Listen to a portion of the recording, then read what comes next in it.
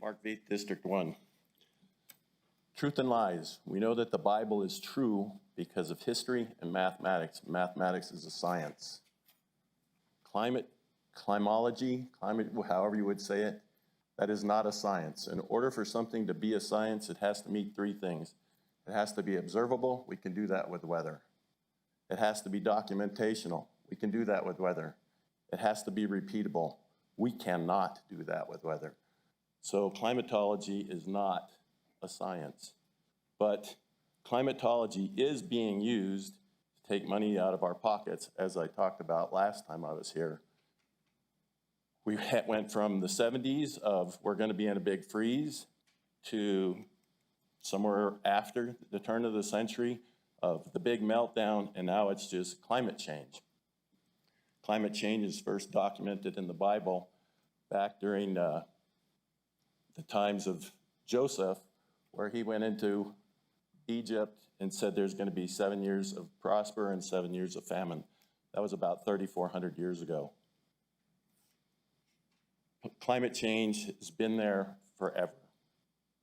I said last time that the people at Gila cliff dwellings were moved out of their homes because of the climate change. They had to abandon their farms and become nomadic.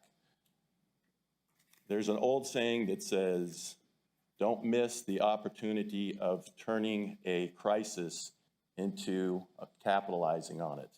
And I think that's what's happening with our billionaires, are making these crises so that they can add more money into their pockets. Billionaires gained 25% wealth during COVID.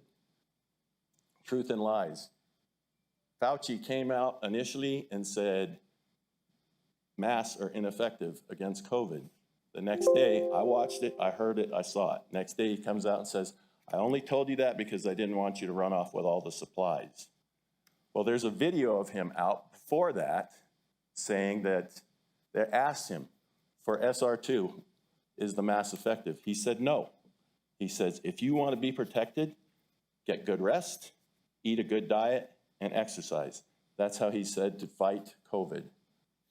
But how many billions of dollars of masks wouldn't have been sold if he would have stayed with his initial statement? Thank you. Thank you. Anyone else? Good morning.